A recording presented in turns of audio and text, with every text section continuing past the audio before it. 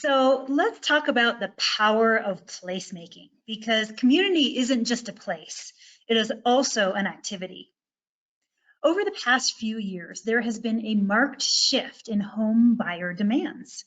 Led by millennials and older Gen Zs, today's home buyers not only want homes that are healthy, efficient, connected, and resilient, they're also looking to live in communities with amenities like walking trails, community gardens, co-working spaces, cafes, and gathering areas.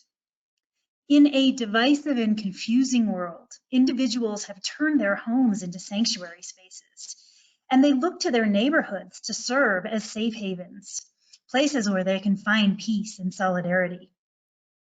In response to these shifting homebuyer expectations, some builders and developers are rethinking traditional development models for new and infill communities, implementing a different hierarchy of priorities to design human-scale communities in the urban, suburban, and rural areas.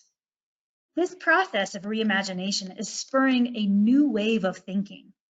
Rather than designing monoculture neighborhoods, innovative developers are embracing diversity, biodiversity, housing diversity, and social diversity to enhance the resiliency of their developments.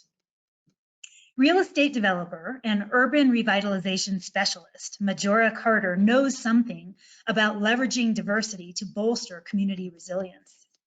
Born in the South Bronx, a low-status neighborhood where inequality was assumed, she is now reimagining neighborhood development to empower residents and reduce pervasively high poverty, illness, and incarceration rates. Carter has modeled her approach to community development after corporations. When businesses hire employees, they do everything they can to retain talent by addressing the well-being of those individuals. She believes that communities should do the same thing, but in low-status communities, successful people are expected to move out. It's actually considered to be a Cinderella story, but it has the opposite effect on the community. She says that's the worst kind of brain drain. An ambitious entrepreneur, Carter created a plan to be part of the solution. What's the plan? Well, I'll leave that to her to explain. Majora, take it away. Hello, thank you so much. This is very exciting to be here. So I just want to get started with telling you a little bit about the book, which is, it's a little bit different from a lot of others because our approach was literally to put our glossary up front so that people would be really clear about what I was talking about, as opposed to putting it in the back. So with this, is with reclaiming your community. You don't have to move out of your neighborhood to live in a better one. One of the phrases that I talk about, that I use a lot, is low status communities, which you've heard Jenna talking about it a little bit before. But what we mean when we talk about it is that, these low status communities are the ones, that are generally referred to as low income or poor, underprivileged, under-resourced, and all those things are actually true, but we use low status because status implies that something much larger is at work, that there's a higher status and there's a lower status. And what that means is that that inequality is a well-established fact. These are the places where schools and public health and air and water quality, environmental issues of all kinds, food options, career opportunities are much worse than in any other part of the same town or village or city, etc. Think of the communities like this near you, and they are everywhere. They can be inner cities, they could be Native American reservations, they could be white Rust Belt towns where the industry has come and been long gone, and they are all over the world. And the most important part is that bright kids who grow up in them are expected to measure success by how far they get away from those areas. They're in the rural, suburban, and as even obviously urban areas too. But they're the places where inequality is assumed by people that live in the community, and definitely those on the outside looking in as well. And this talk is about our approach to community development, which focuses on talent retention and a common strategy in the business community. Because when you think about it, successful companies don't invest in talent so that the competition can hire them away. Successful companies practice talent retention. They don't want to spend time and money so that to improve their employees, work and skills and capacity and dedication to their organization so that the competition can hire them away. Yeah, that's just not fun. So, but yet we spend, as a society, billions of government, philanthropic, and private dollars, in low status communities to allegedly support the people in them, yet overall outcomes don't change. And we don't really do much to retain the talent that's born and raised in those communities. And even though they're the ones that produced it. So I believe that talent retention, the same tool that's used in the business world to build and grow successful companies, can also be used to build great neighborhoods for the people born and raised in them. So at my hometown in the South Bronx, it's the kind of neighborhood that one might say actually has a talent repulsion strategy in place. All right, I'm not sure how to move things forward on this, or do you do it from, hold on a second, I'm sorry. Oh, there we go. So this is the South Bronx. This is the street on Hunts Point and Seneca that I would take from my house to walk down to the subway that took me to one of the best high schools in the country, which is the Bronx High School of Science. And so this is kind of around the time when, this place was a crack house right on the corner, and everybody knew it. It was a place that, again, I'm going to one of the best high schools. I was a really smart little kid. And so everybody, and I knew it as well, that I was going to grow up and be somebody, which meant I needed an education to get my butt out of there. And that's what I planned to do. But just keep in mind that this was a very different neighborhood than what my parents moved into back, in the early 1940s. Yellow. How do we make this go? There it goes. Okay. So this is my dad, and my mom, who was, I think, pregnant with one of my older brothers and sisters at the time. I can't remember. I wasn't born then anyway. But anyway, they moved here in the early 1940s. They were both a part of the Great Migration of Black people from down south who wanted to move up north, mostly to escape domestic terrorism, which was the Jim Crow era, but also looking for like a better life for themselves and for their children. They moved into Hunts Point, which was a white working class community, majority at the time, which had a walk to work neighborhood, which meant that people would walk literally from the residential core down into the industrial area, and there were plenty of jobs there. Actually, our neighborhood even had a little steel manufacturing area, and so we were known as Little Pittsburgh. Black folks from down south, and then also Black and brown folks from the Caribbean also followed suit in the subsequent years, all looking for their great American dream. White flight happened, as did the highway construction boom, because the car became king.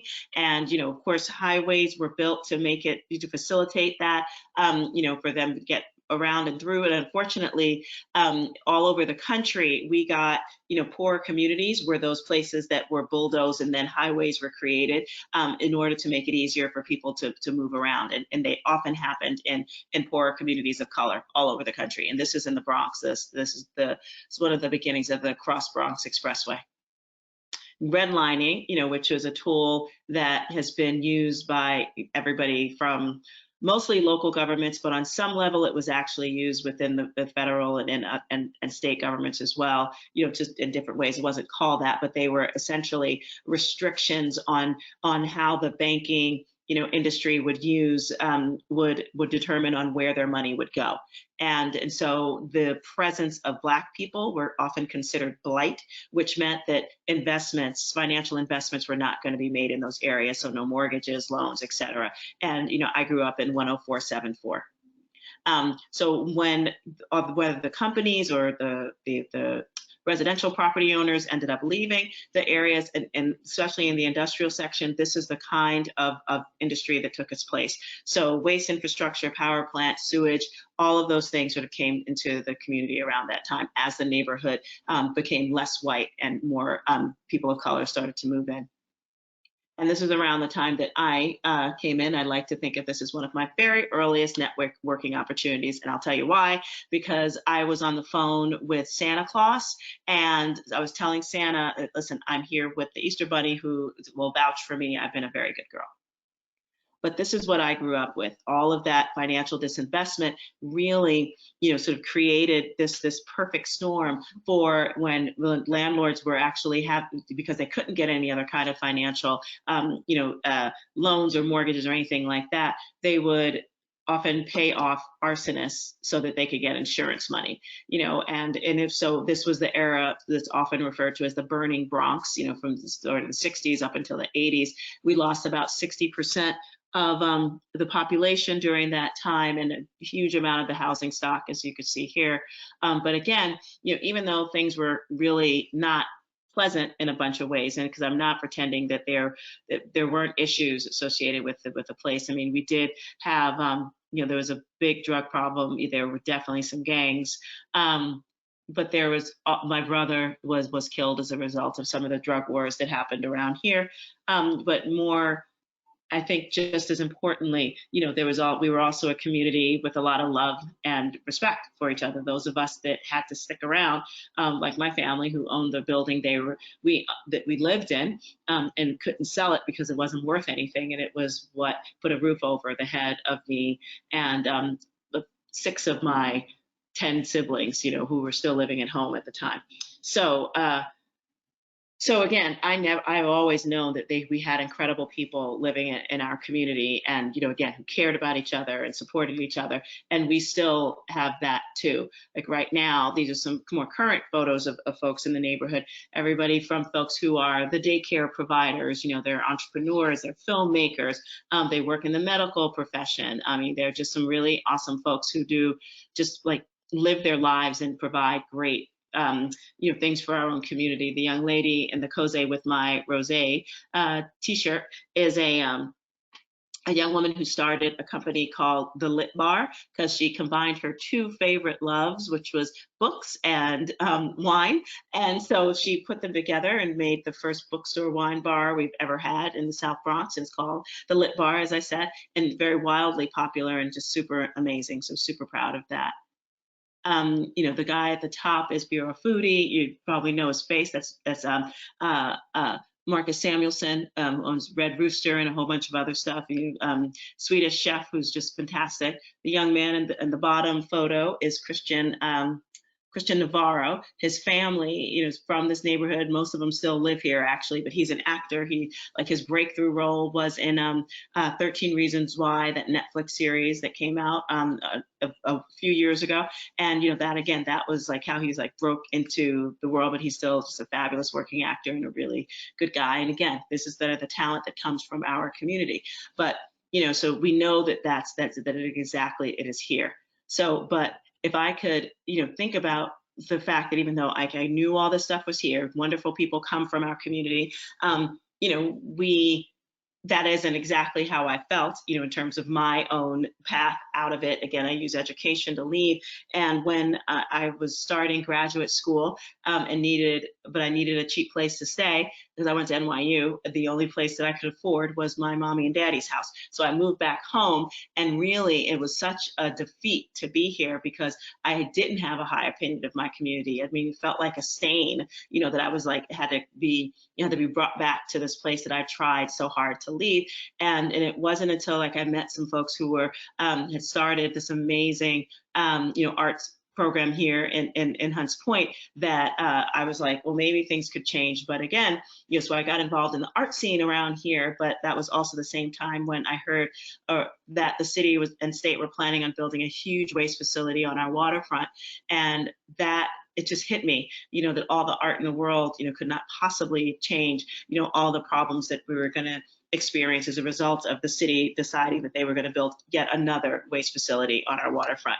And so with that, I started thinking about, well, I wanted to be a part of the change in our neighborhoods where we were doing things like, how do you create a more sustainable solid waste management plan? But really the bigger thing was, how do you really work on fighting for the kind of things that we want to see in our community. Because again, you can fight against stuff all the time, but after a while, it gets really tiring. As Jimi Hendrix once was known to say, you got to give people something to dream on. And so that's what we asked folks. Well, what is it that you want? In your neighborhood, and people were really clear that they wanted to see things like parks in their own neighborhood. And so just literally I wasn't looking for it, but I kept getting these notices from this woman who was hired by the New York City Parks Department, who got funds from the U.S. Forest Service to actually work on doing restoration projects on America's threatened rivers, threatened by industry, whatever, but in urban areas. And of course, the Bronx River is New York City's only true freshwater river. I mean, I didn't know that either. But anywho, and I also didn't know I knew we had a Bronx River because there's a parkway named after it, but there's also, and I could see it on the subway map, but I'd never actually been to its shores. There's a bridge, like a vehicular bridge that goes over it, but not much else. So, but my dog literally pulled me one day into what I thought was a dump. And it turns out that it was a street that was supposed to be the end of a bridge that was going to cross the Bronx River and be another highway that went through the Bronx.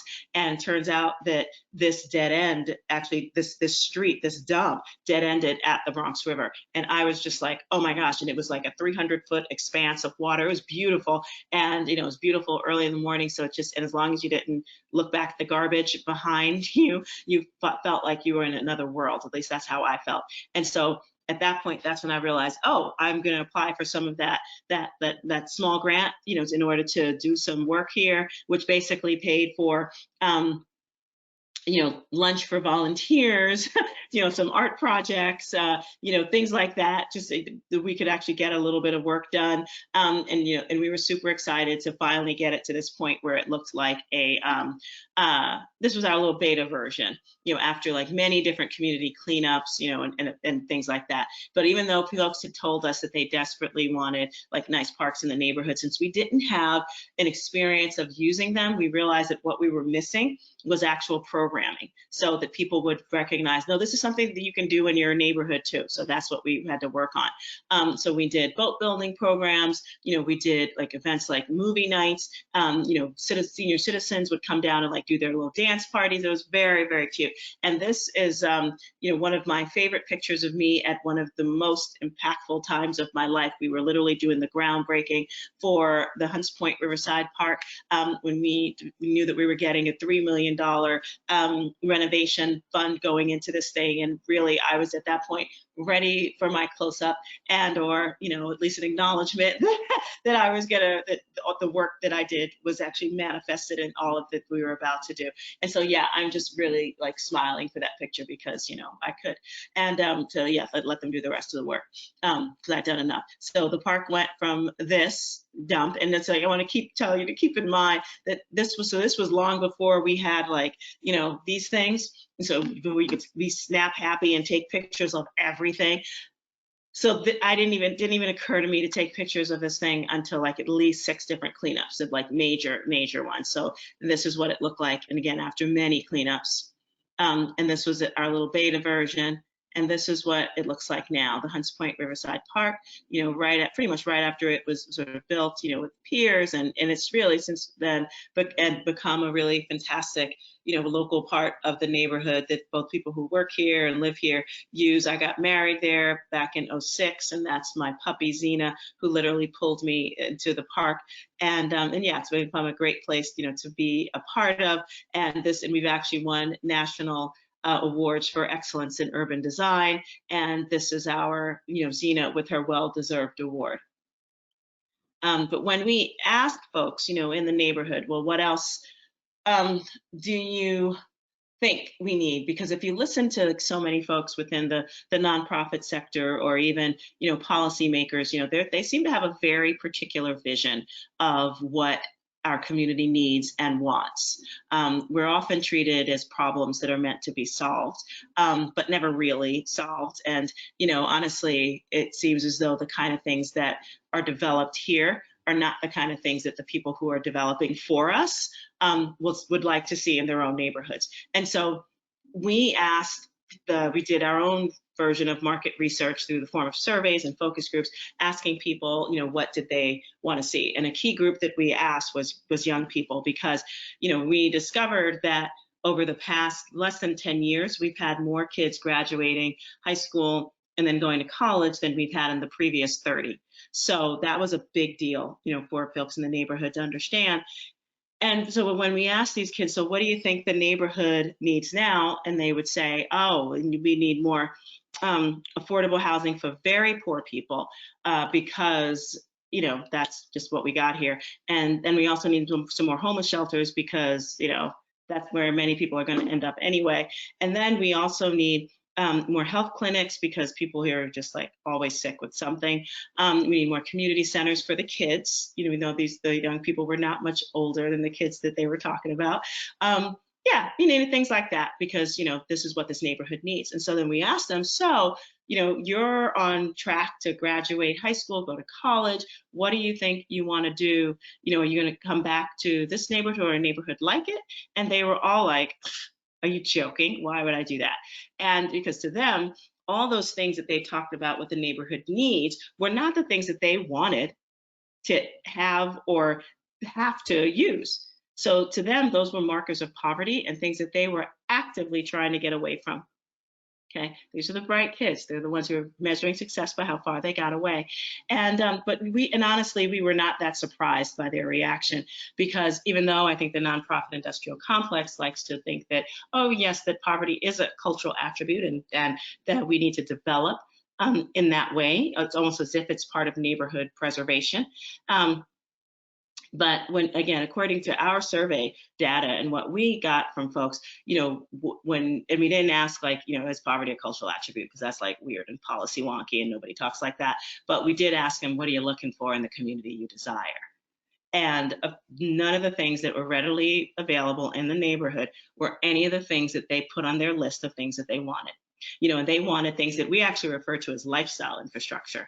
So they're the places that, you can go to be seen. They're almost always, they have some kind of commercial component to them where you're getting, a good for what you pay. And then so there were the cafes, the bars, the restaurants. People wanted housing that matched their income, because even the people that were born here and born poor, very low income, and they were making some decent money now, didn't necessarily want to leave the neighborhood, but no one was building housing for them, either rental or to own.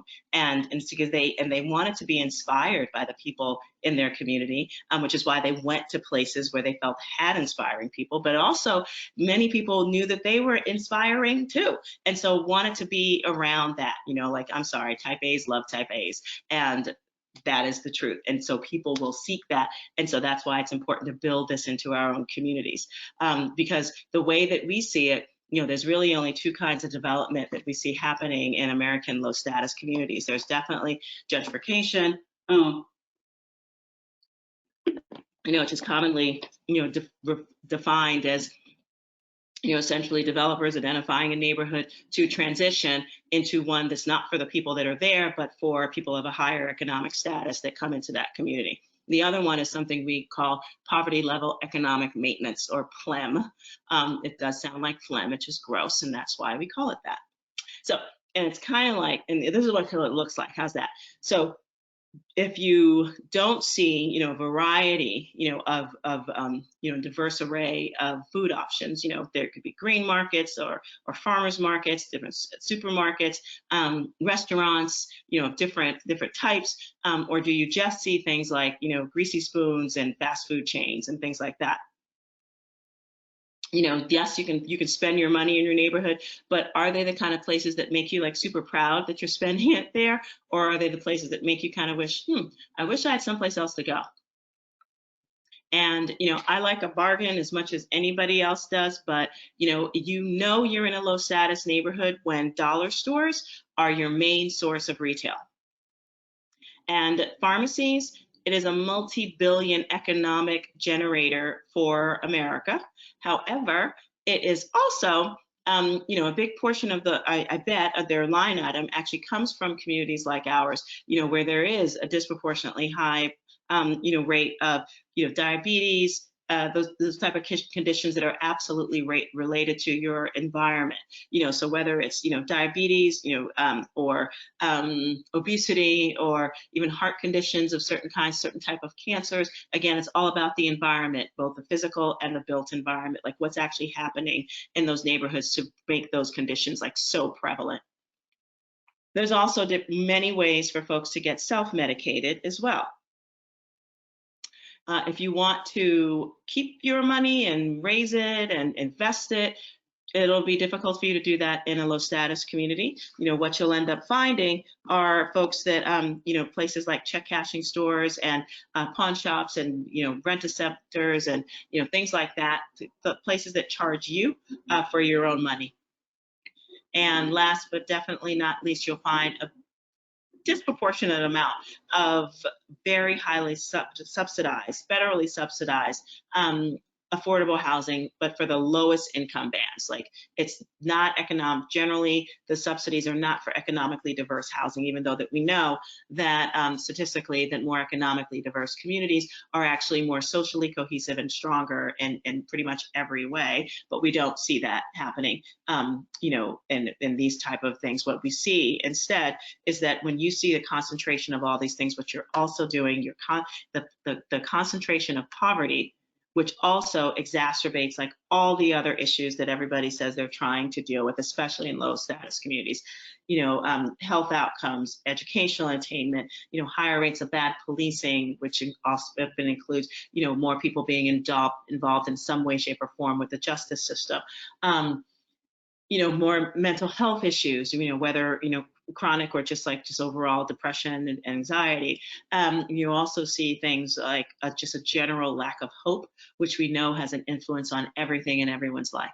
So when we see these things all concentrated together, like, we asked ourselves, so why do we continue doing this unless, of course, someone is benefiting from it? And I think that is definitely the case, because, just because, and I have to be real clear, I do not believe that just because you start to see things like cafes and coffee shops, or doggy daycares in neighborhoods, that's when gentrification starts. Nope, I think gentrification starts long before that, when we're led to believe that there is no value in those communities, when the people who are born and raised there are led to believe that. So when I was like a 13-year-old, walking by, that crack house, and I was just, I had written my neighborhood off, and I did for decades after that. But in the meantime, other folks understood the value. And for example, like a real horrible one, or the predatory speculators who literally prey on people not understanding the value of their own homes. Everything from, so these are some of the actual notices that that I've gotten under my door. They've gotten my phone number, and it's just like, hey, this is what we do here, and let me buy your house for cash, because they assume that I don't know the value. And unfortunately, statistically, many of us don't, because we've been so led to believe that there's no value within our communities. And this is one of my favorite notices, because we would see these things, hung up on our neighborhood, around our neighborhood. We would rip these signs down, and we would tell these people, no, we wouldn't tell them anything. We just ripped the signs down.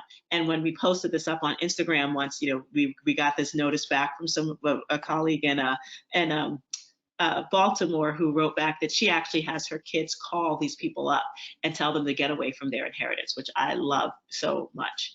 But this is our talent retention strategy. It's all about having a beautiful place to live, work, and play, with a beautiful, natural and built environment that's right there. And again, nobody really wants to feel like that they have to depend on the kindness of not so kind strangers who are basically profiting off their poverty.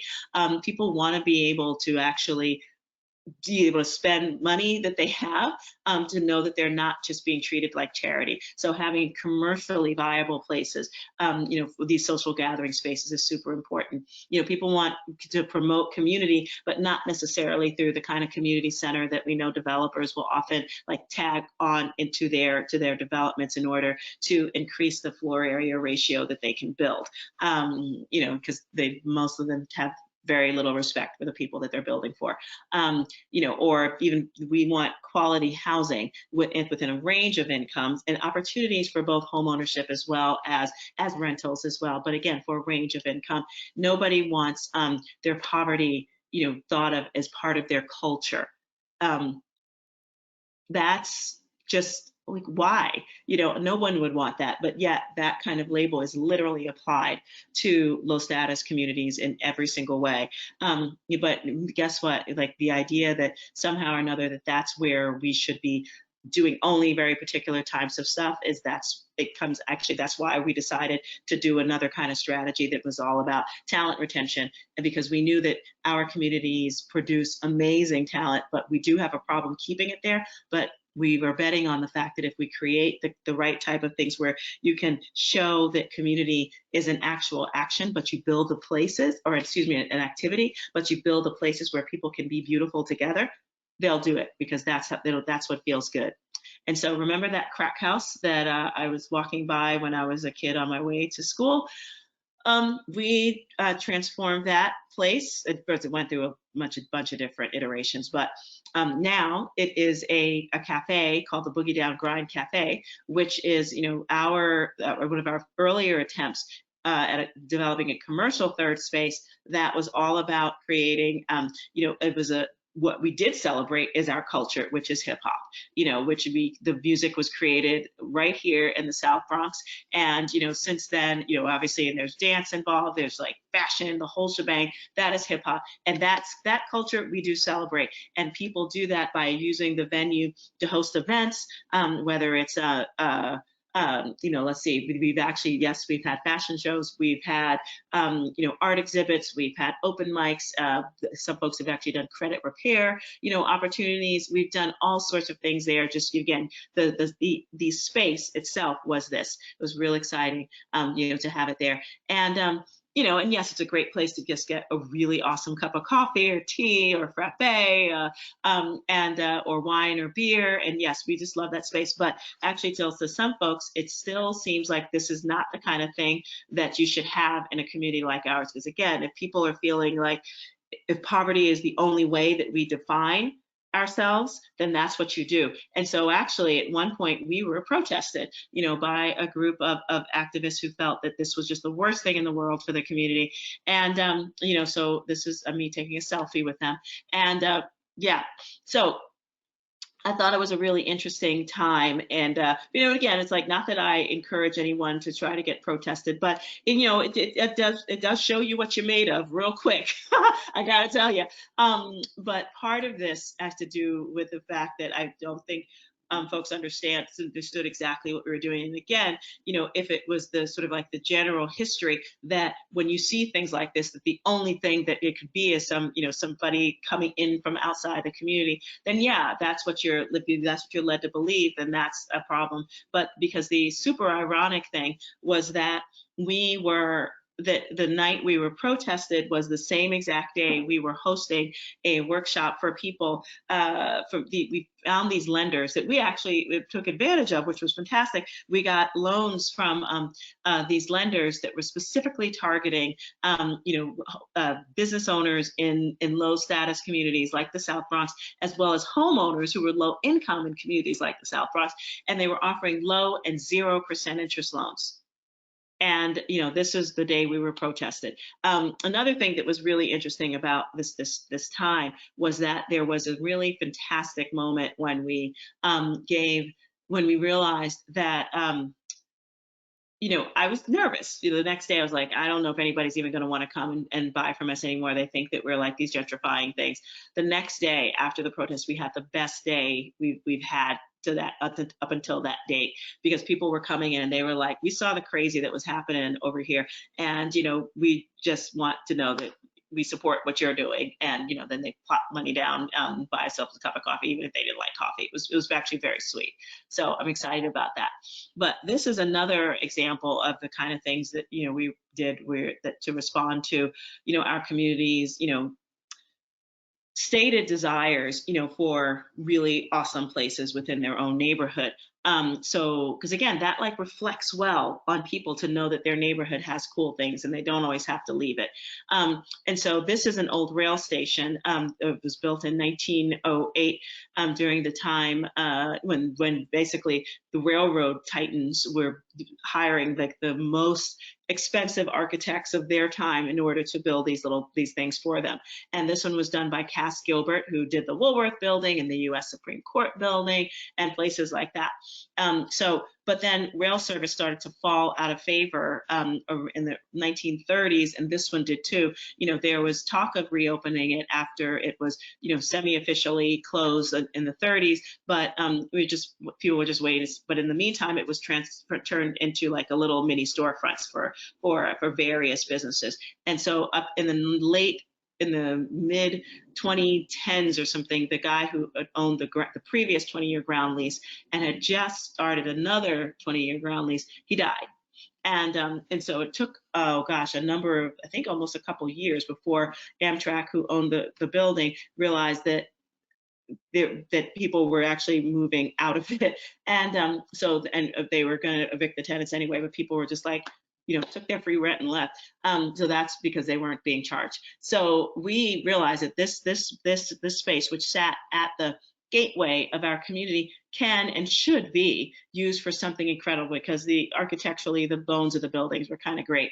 And so even before we acquired it, we ended up we hired some young kids from the neighborhood to actually turn it into something like this, just to do a mural arts project on it. But over the course of the years, like once we actually made it legal with Amtrak, we decided that we were going to actually take full advantage of the beauty of the interior of the space. Once we did the initial demolition and exposed those 17 or 18-foot high ceilings, the acoustics are amazing. And what we wanted to show and do was turn this into a really awesome event hall, that would be suitable for all sorts of things. And so what we did, the first version happened in late 2021. And, since then we've been doing all sorts of pop-up shops or flea markets, video and photo shoots. We've had film screening, many film screenings there. But the first one in 2021 was actually done by Malik Yoba, who is a Bronx-born actor. And now he's a real estate developer. And he did a series about Black and brown, but more about the history of real estate development in New York. But the first part of it was actually focused on Black and brown developers who are working, to redevelop New York. And I was actually featured in the very first part. And so from there, we were very excited, about it, and have been since doing performances, TEDx events. Tarana Burke actually did, when she dropped the paperback of her latest book, she did this really beautiful event at Bronxlandia, and that's the name of the event hall, which is super fun as well. We've since been just using it, as a platform for folks. And as we are working to have it renovated, into this, we're working with Studio V Architecture, is really amazing. And again, keeping the bulk of it just open wide. We're also going to be creating some opportunities for local people to invest into the business of it, which is so great, because the U.S. Security Exchange Commission has now made it so that small investors, not just big accredited investors that have $1 million in assets and I think over $20,000 in income. Before this new legislation, they were the only ones who were able to invest in real estate projects like this. Now you can legally invest in these type of projects at the same rate of return as if you were putting in a lot of money, as opposed to between $100 and maybe $500. And again, you get the same rate of return. So that's what we're going to be offering, our folks as well in our neighborhood. And the real reason why, I'm even, at a place where I could look at this stuff is because my dad, this is my father, Major Wade Douglas Carter, and the New York New Haven line, of which this one was one, he wanted to actually live on his main line. And he actually traveled all over the country and Mexico and Canada as well. But this was his main line with like sort of New York, New Haven, and so he wanted to live there. And it was a very hard time for Black men to get things like mortgages. I mean, it still is, but back then it was even harder. And so in the early 1940s, he had actually won he was playing the ponies when he was out in California, and he won $15,000 cash. He carried that cash home and basically went into a deal with an Italian family here in Hunts Point so that he could buy their home for cash, and which I thought was a great thing that he did. And so I appreciate my dad and the fact that my daddy that his baby daughter is now transforming that spot that literally was the thing that brought us into this neighborhood. So thanks, Pop. And this is, interestingly enough, the place where my father retired from. He was a janitor, as he moved on in age. And this was the Spofford Juvenile Detention Facility, which was it was known as like a really terrible spot. We don't do juvenile justice very well in this here country, still don't. But this is where all of New York City's kids, were sent. At one point, it had more than 1,000 kids, and it was just known to be a wretched place that broke children. But after many years of people, children's rights advocates and juvenile justice advocates actually just like trying to shut it down, they did, and the place was finally emptied out with like more local, much more smaller and allegedly better places to get kids help. And so this hulking, piece, which was sat on 5 acres of land, was just sitting there vacant.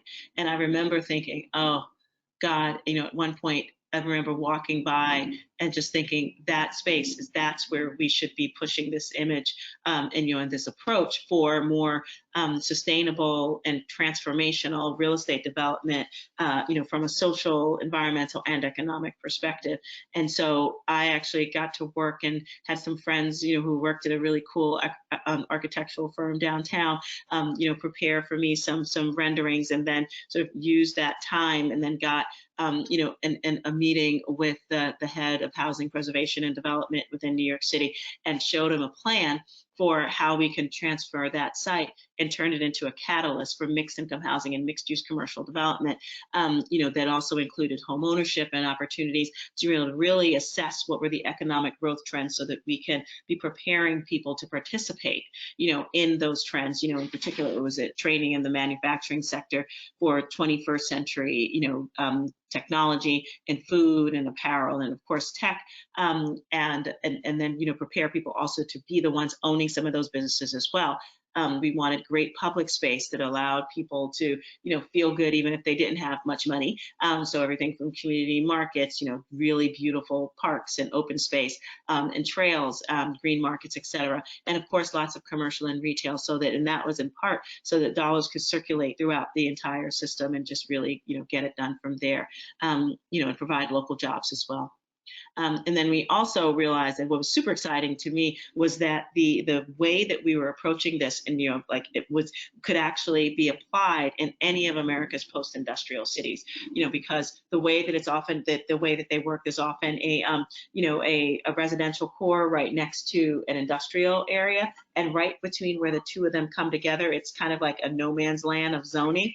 But here's the one that's in our neighborhood right next door to the jail and where the industrial section starts.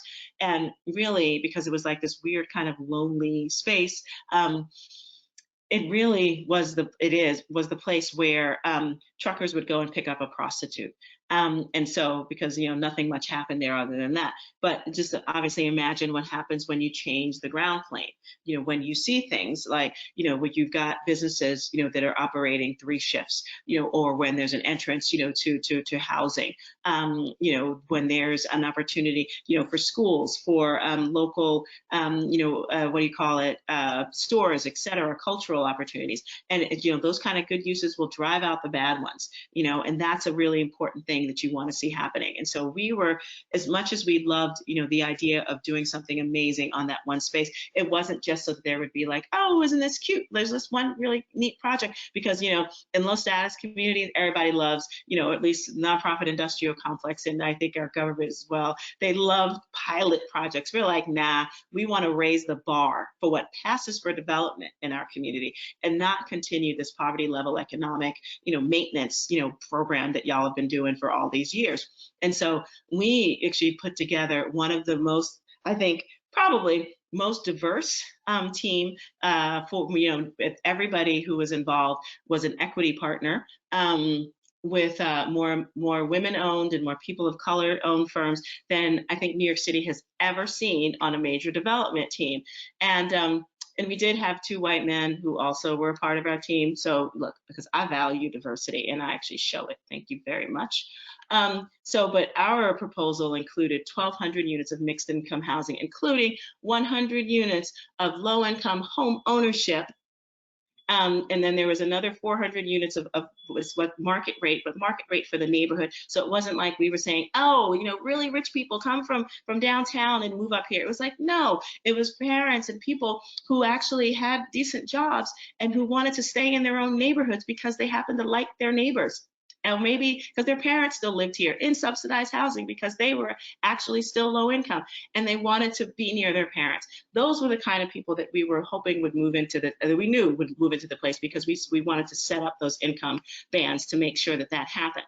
And so we were super excited about this. And all the other thing that we're so excited was that our proposal had 800 permanent jobs, not just the construction, but permanent jobs based on the type of economic analysis and attraction that we did in order to ensure that. So folks who are manufacturing, who own manufacturing businesses, technology, the retail, cultural, wanted to be in this space and actually build things out here. And we were very excited about that. But unfortunately, our city did what they've been doing for a long time when it comes to low status community, which is continue to concentrate poverty. And the proposal that won literally had,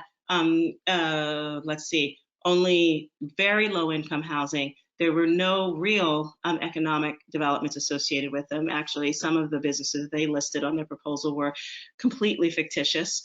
And I don't understand why the city didn't think that was, like, I don't know what they thought, but anyway. But there was like a really big health clinic and a community center. So, they got what they always get. And, but we're still working on developing this kind of project in a way that, or in other places around the country. So, and we've not given up on our city just yet, but maybe we were just a little too far ahead of our time. So this is one of my favorite quotes in the world. It's from Dr. King's letter from a Birmingham jail. And if you haven't read the whole thing, you really should. He wrote it in response, and actually from the jail, but as a response to an open letter that Birmingham white clergy, put into the local paper, and it was an open letter to Dr. King, kind of like, basically attacking him for pushing for integration. I'm like, it's all about love, guys, and where'd you come with that? But that's a whole other story. But anyway, the whole letter is incredible. But this, again, that we should be, that our impatience is legitimate and unavoidable. If you are led to believe that your communities just suck just because you're in them, and when you finally understand that, oh no, that's not the case, and I want to do and build great spaces for myself and for my friends and my neighbors, then yeah, I'm going to be really impatient about how I make that happen, because I think we've got a long history, in this country of, building, tributes to our collective failures, but we can and should start building the kind of monuments to hope and possibility that show that we do not have to move out of our neighborhoods in order to live in better ones. And so I thank you for your time. Look forward to your questions. Yeah, thank you so much. That was really interesting. Congratulations on creating an intentional community with a shared vision, passion, and purpose built on voluntary participation and inner alignment and coherence of purpose. Oh, there you are. Hi. Oh, there you go. Okay, good. Nice. You have clearly fostered a deep sense of belonging where everyone contributes their own unique capabilities. And, such synergy can't really be forced. It really arises from an intermingling of varied perceptions and makes it so that the whole is greater than the sum of the parts. And you've given birth to something that didn't exist before, and that's hard. You did more than build a cafe. You expressed an intangible and really gave rise to hope. What struck me the most about your presentation is the way that you have really created a resilient community. In the building sector, resiliency generally implies energy security, protection from extreme weather events and temperatures. But in your case, you've really created social resilience, investing in people so that they can connect with each other in a meaningful way, be proud of their community, and really self-actualize.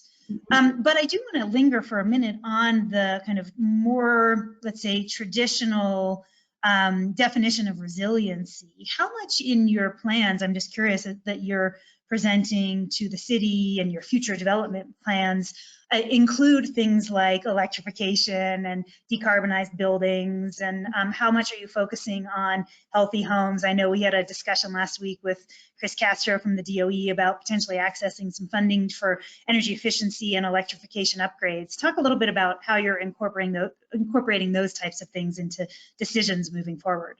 Sure. It's really interesting because that is just such a normal part of what we do. It's not even something that it's not an afterthought. It just is something that happens. Like, for example, for all of our own properties, like, we've been on the path to decarbonize them since, opportunities became available. We've got one property that is actually almost completely electrified. We're waiting for we've got one tenant who's actually going to be moving out.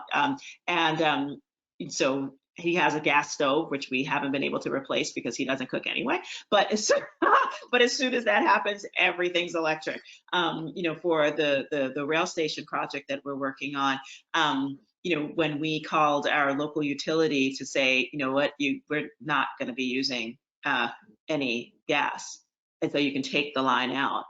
Because we're going to be working with Black Power, who started back, I think in the early 2000s, but they've since really been on a mission to decarbonize, communities like the South Bronx. And so they're working with us on the entire building envelope, and we're working with them on an all-electric building as well. So we're really excited about that. And even our home, we just installed an 18 array solar panel system last month. Really trying to figure out, it took a while to figure out what were the incentives, and there was a lot, almost way too many folks working on, getting access to those types of programs, for regular homeowners. And it's just been fantastic because we haven't had a full month, but we watched our electricity usage because what we make from the sun, it's also means our bill is almost next to nothing, which I really appreciate that. Indeed, thank you. I've got one more question, and then we'll be out of time. And we've gotten some questions from the audience about how we can export this kind of knowledge to other communities throughout the country. Are there any specific tips that you would give to our attendees who are either living in low income communities in urban areas, or looking to elevate communities in any urban, suburban, or rural area? I think for the folks that are living in those communities, just an acknowledgement, I think the first thing is an acknowledgement, because that's often harder for people to sort of see while they're in it, that things can even change. So pat yourselves on the back for that. And I think the next thing is really starting to, little things, which are not little, people who own their own homes, keep them, do not sell. Literally, I think that's home ownership is a real big thing, and that we want to make sure people who do have property hold on to it, because the predatory speculation market that's been really supported by private equity real estate firms. I mean, the fact that 20% of all homes in America, and they're in low status communities, they're not in wealthy areas, are actually owned by private equity real estate firms. Like they're not like, you know, the family, you know, who's looking to like create some generational wealth. We need to be real clear about that.